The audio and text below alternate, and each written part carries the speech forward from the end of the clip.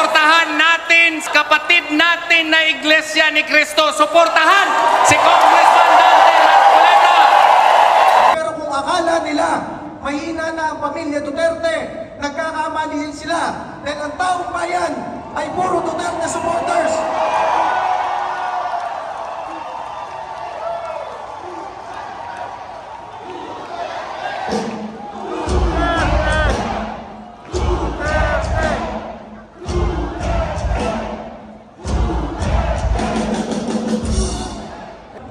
Chairman Ronald Cardema ng Duterte Youth Party List. Ang kaisa-isang party list sa Kongreso na lumalaban sa mga makakaliwang grupo. Ang kaisa-isang party list sa Kongreso na nagbabalik ng death penalty para sa mga kriminal, terorista, mag-MK na terorista. Pero ang hindi namin mapapatawad ay yung ginawa ng mga kongresista kay Vice President Sara Duterte noong huling linggo. Kaya ang aming panawagan mula sa Duterte Youth Party List, tandaan ninyo yung pagbumuka ng 240 na kongresista na nag-impeach kay Vice President Sara Duterte. Malaya po ba ang Pilipinas ngayon? Malaya po ba si Pastor Kibuloy? Si Colonel Trialdo, malaya po ba? Malaya po ba tayo sa kahirapan? Ang mga vlogger, malaya bang magsalita? Pagdating po ng eleksyon, magwawakas yan at lahat tayo ay lalo.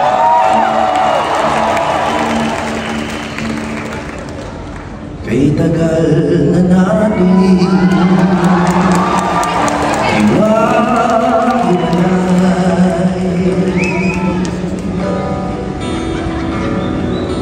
kambi-kambi, away-away. Tingnan mong tunay ang buhay ng masa, malayo pa sa malaya.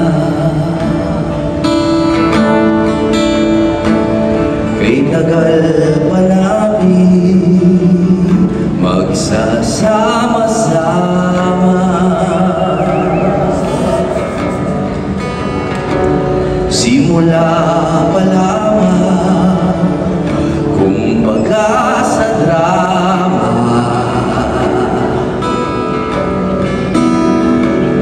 Ang kinabukasan gaganda ang kulay, kung sang-ayon tayo sa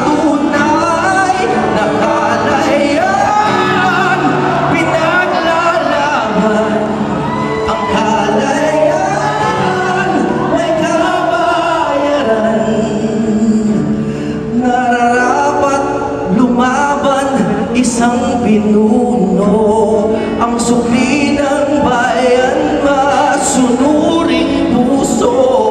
Kung sabay-sabay natin mahalin ang tuntunin, makakamit na ng bansa ang tunay na daya.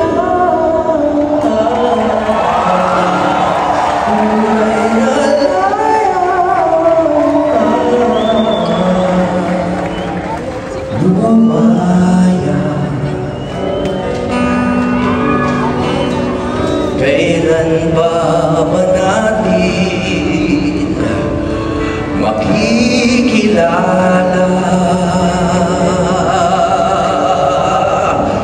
kung sinong kaaway, kung sinong kasangga? Sa masasama, sino ang mag-aadya? Patago na tayong dinaya. Ang kalaban natin ay butas na batas, lambat na may takas ang mga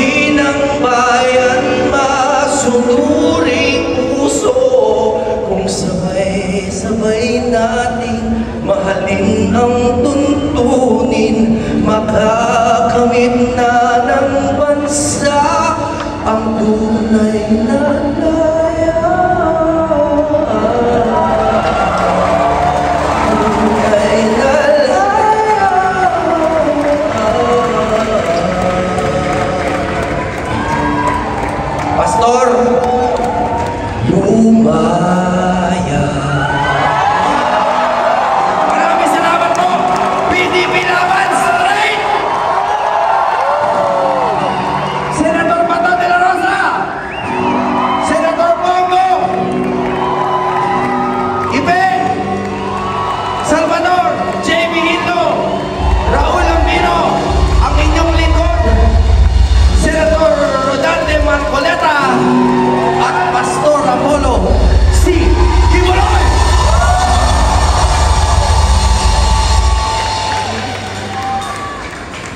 Maraming salamat kay Attorney Jimmy Bono. Number 10.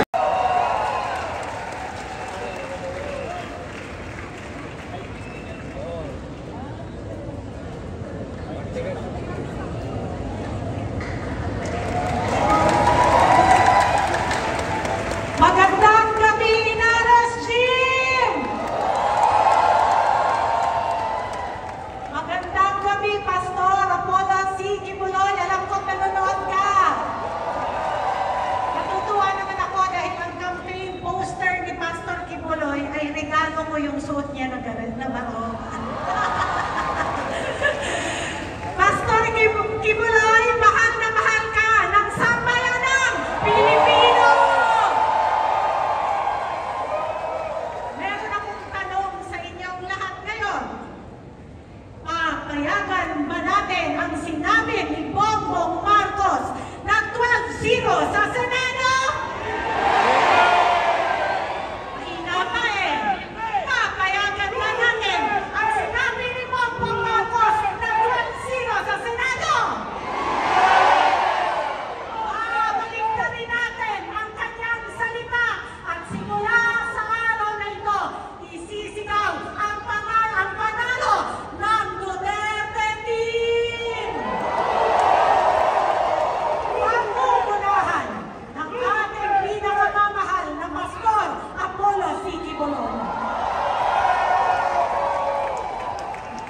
Ang sabi ni VP Sara Duterte nung nag-speech siya kamakailan lamang sa mga media, God save the Philippines. Naniniwala ba kayo na kailangan natin ng Diyos para masalba ang Pilipinas? Kung naniniwala kayo na kailangan masalba ng Diyos ang Pilipinas, maglagay tayo ng mga tao sa pamahalaan na may takot sa Diyos. Unang-una ko pa lamang na pagkakilala kay Pastor Kibuloy, alam nyo, very well known si Pastor Kibuloy sa amin doon sa Mindanao. Maayong gabi sa tanan natong mga kaigsuunan sa Mindanao. Bakit siya kilalang kilala? Dahil napakalaki ng ginawa niyang pag-uunlad sa kanyang simbahan at sa kanyang pamayanan. Ang kanyang kontribusyon sa Pilipinas at sa Davao ay hindi maipagkakaila ng kahit sino man. At ito ang ehemplo na kanyang dadalhin kapag siya ay naupo na sa Senado. Sinisiraan nila si Pastor Kibuloy dahil lamang nagbigay ng plataforma kay Pangulong Duterte para sabihin ang tunay na kalagayan ng Pilipinas. Siniraan nila at yung mga patay ng kaso ay binuhay muli. Pwede ba yun? Papayagan ba natin na manatili sa bilangguan si Pastor Apollo Kibuloy? Para sa sambayan ng Pilipino na nakikinig sa gabing ito, papayagan niyo ba na ang isang inosenteng tao ay ibibigay nila ang kanyang buhay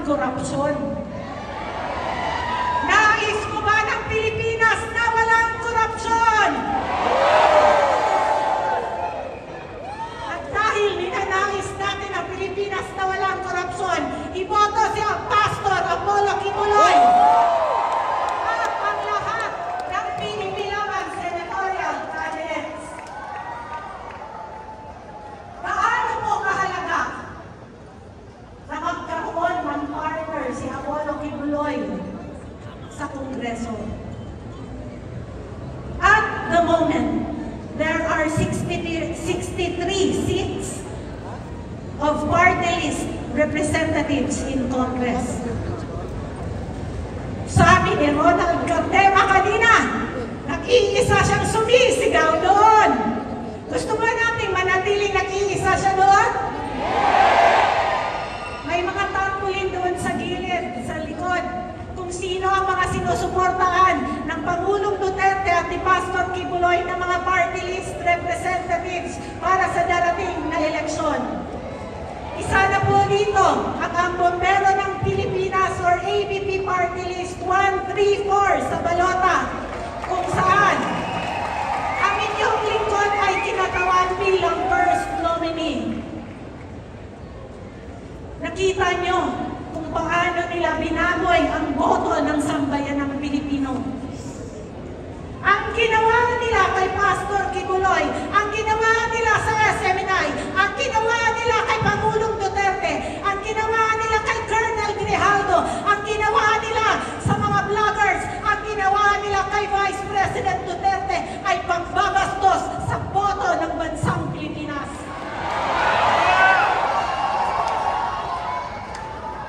Nandito ang mga kinatawan ng kailangan nating tulungan upang mabago ang Kongreso.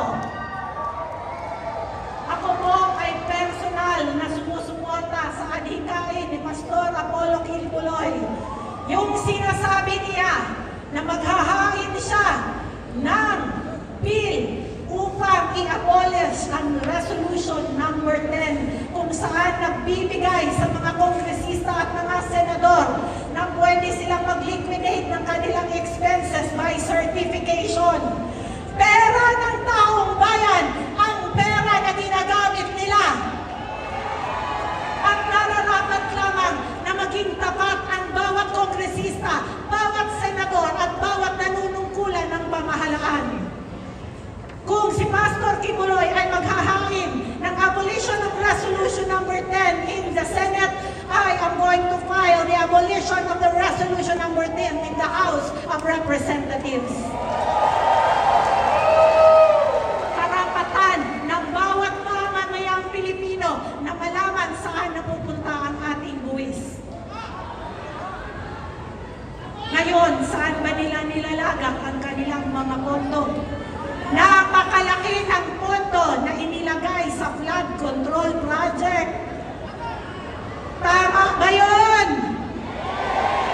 Maraming pupunta sa bulsa ng mga nagpanukala ng flood control project. Bilyon-bilyon ang inilagak nila sa flood control project. Pero hindi sila naglagak ng pondo para magkaroon ng mas maraming ambulansya, mas magkaroon tayo ng fire truck. Alam nyo ba na marami pang mga munisipyo sa Pilipinas na ni isang fire truck ay wala? Tapos, winaldas lamang ang pera sa walang katuturan. Flood control project. Mga kababayan, ang araw na ito ay simula ng mas matinding pagbabago sa Pilipinas. Binago ni Pangulong Duterte noong 2016, hindi naging ganit sa posisyon, hindi niya hinayaan na siya ay magbigay ng pagdidikta sa atin, kundi nung natapos ang kanyang termino, he made himself to be true to the Filipino people. Sabi niya, I will not extend a single day of my term. Sa totoo lamang, with 92% approval rating, he could have railroaded so that his term will be extended. Pero hindi ganit ang ating Pangulong Duterte. Hindi ganit si Sara Duterte. Alam natin na it was in her hands already the presidency of the Philippines. Pero dahil sa delikadesa na meron sila, hindi nila inangkin kung ano man ang nandyan na pwede nilang kunin. At ito ang kailangan nating uri ng pamumuno. Papayagan ba nating VP Sara Duterte? Ang Diyos marunong. Akala nila na nung nag-file sila ng impeachment court sa impeachment ni Sara Duterte ay mababaraso nila ang lahat upang patasigin si VP Sara Duterte, pero hindi. As of the latest na sinabi ng Senado, ng nagkakaisang Senado sa ngayon, pagbalik na daw ng Kongreso, kung kaya't napakahalaga ng magiging role ng ibuboto natin mga senador at mga kongresista sa 2025 elections. Huwag nating hayaan na babuyin ang boto ng bawat Pilipino. Willing ba ang lahat ng nandito para maging watcher? Gaano kahalaga ang magkakaroon ng tapat na mga watchers? Dahil ang 12-0 ay mangyayari lamang kung sila ay mandadaya. Kaya ngayon, sa araw na ito, nais natin na mag-enlist ang bawat Pilipino na maging volunteer watcher, hindi manghihingi ng pera, kundi magbabantay ng boto ng bawat Pilipino. Kung kaya sa araw na ito, isa sa isisigaw natin, I am going to be a watcher for Apollo Kibuloy. I am going to be a watcher for the Filipino vote. At dito na lang po ako magtatapos at sasabihin ko, 134 ABP Party List para sa 2025 elections. Number 53 sa balota sa pagkasenador, Pastor Apollo Kibuloy. Maraming salamat po at mabuhay ang bansang Pilipinas. Maraming salamat, Astra Pimentel Naik, ang Bombero Party List! Isang malakas na hiya! Isang pala! Before we will proceed sa next natin na speaker, taas na natin ang number 53 dito na side. Gagawin tayo ng wave. Ha? Isang wave papunta doon sa kanan, papunta sa gitna, papunta dito, at dito sa harap mga balita tayo din, iwagayway natin number 53. Handa na ba kayo? Itaas sa number 53, itaas sa number 53, isang wave! Woo! Dito sa gitna! Alright! Sa pagkakataong ito, tatawagin naman natin.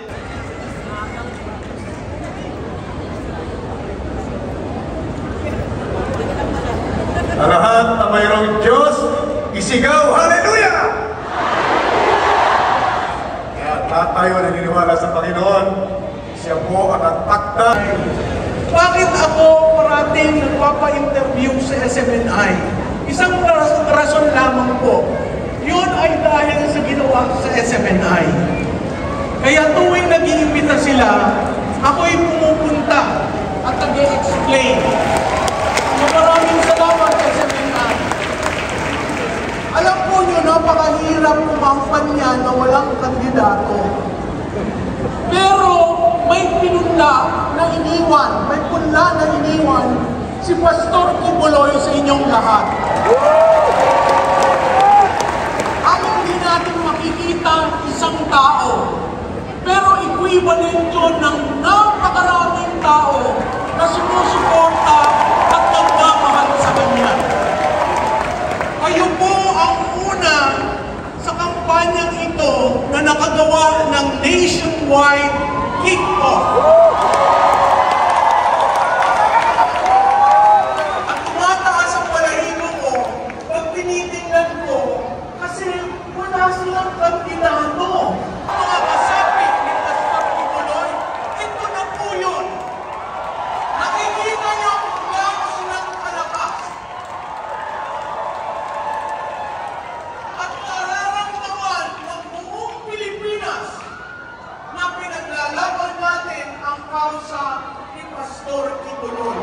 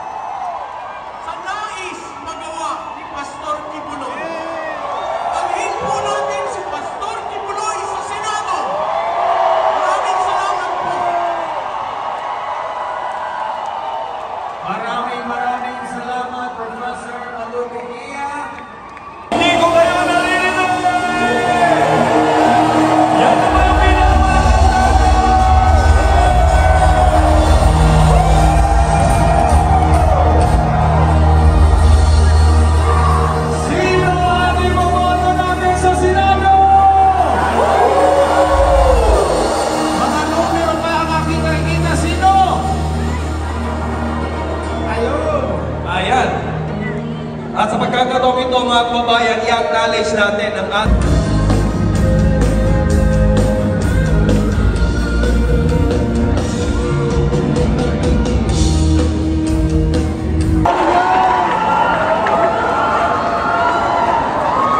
A'udzubillahiminasyaitanirrajim. Bismillahirrahmanirrahim.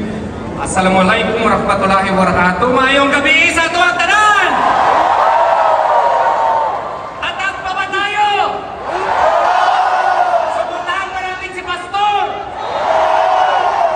Mga kaibigan, ako po si Attorney Israelito Gobertorion. Ako po ang official spokesperson ng ating pinakamamahal na Senator Apollo Kibuloy. Bakit natin piliin si Pastor? Si Pastor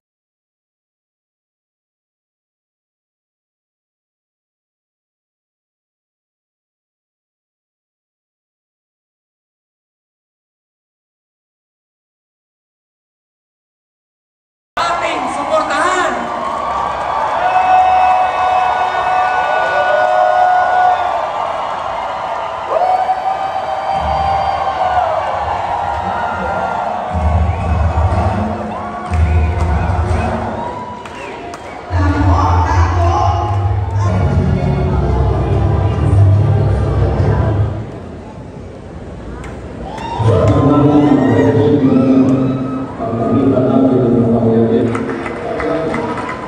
Purihin ang dakilang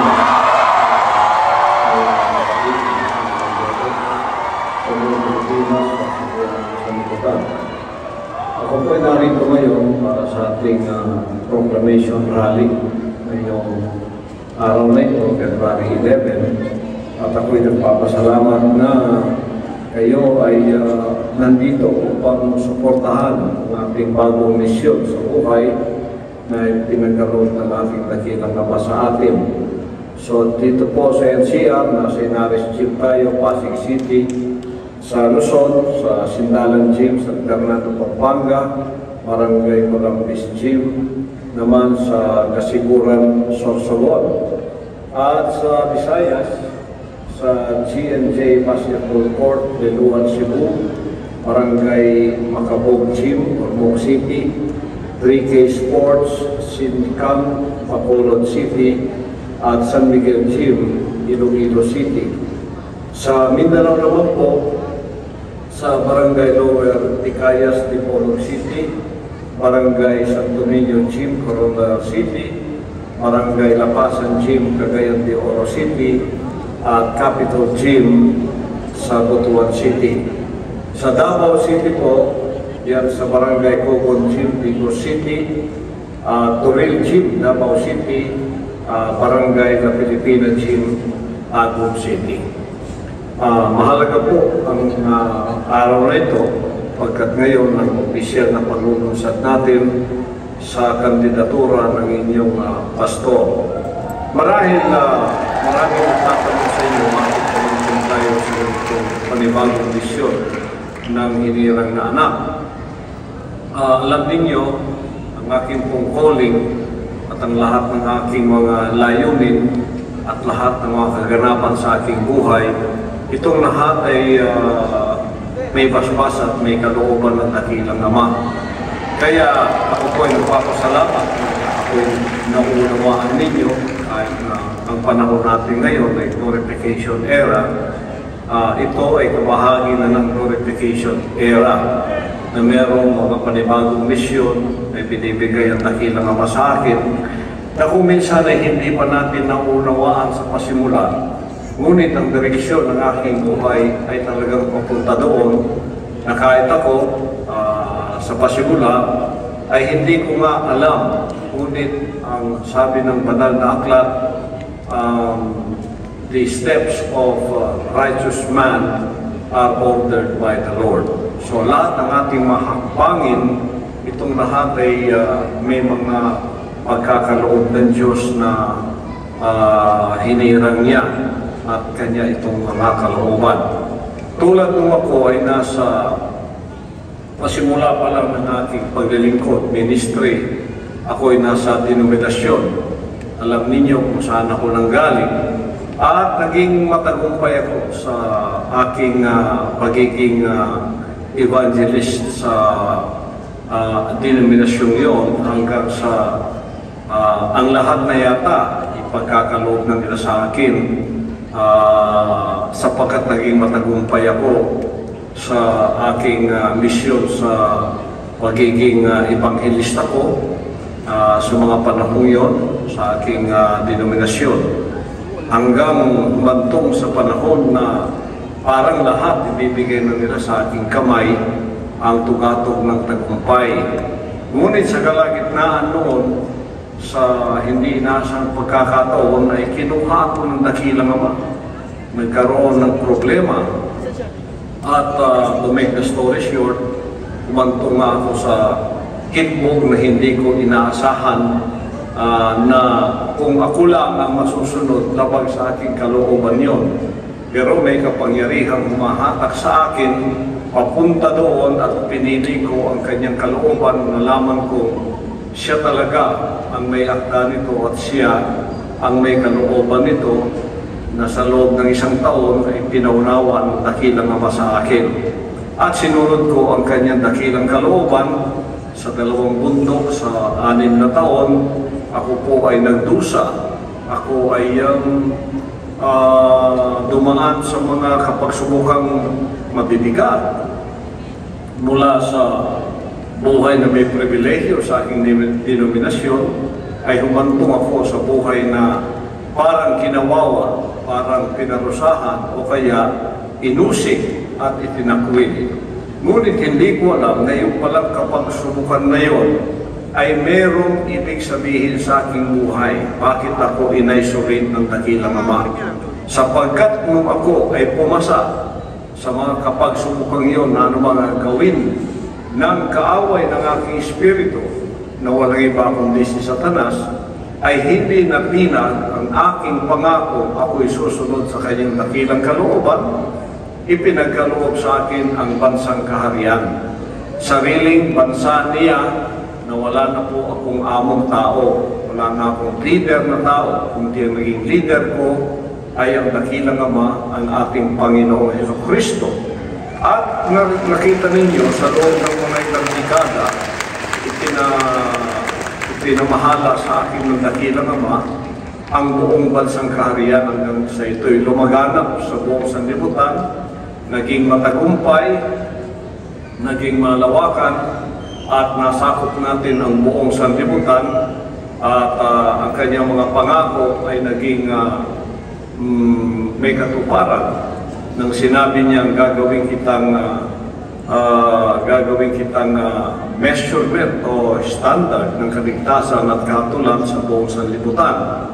Na pinadala niya ako at ang mensahe ko nga nakita niyo from A to Z of salvation ay napasa inyo na mahirap talaga na ito'y may pahayag kung walang isang taong sumunod sa kanyang kalooban na hindi mababali ang kanyang pangakong susunod anuman ang kapagsubukan na ilalapag sa kanyang harapan. Ako po'y nagtagumpay sa bagay na yon. Nung tayo'y naging matagumpay na at nakita ko na exponentially pwede nang lumago ang bansang kaharian, isa na itong institusyon na kahit wala ako, kayo ay lalago sa inyong spiritual revolution, financial revolution at revolution of excellence na siyang kabahagihanan ng mga trabaho o ng mga gawain na dakilang Amang ipinadala niya sa atin dito sa lupa hanggang sa tayo ay naging mature. Hindi na mga bata sa pag-iisip, hindi na bata sa mga disposisyon at mga desisyon natin gagawin.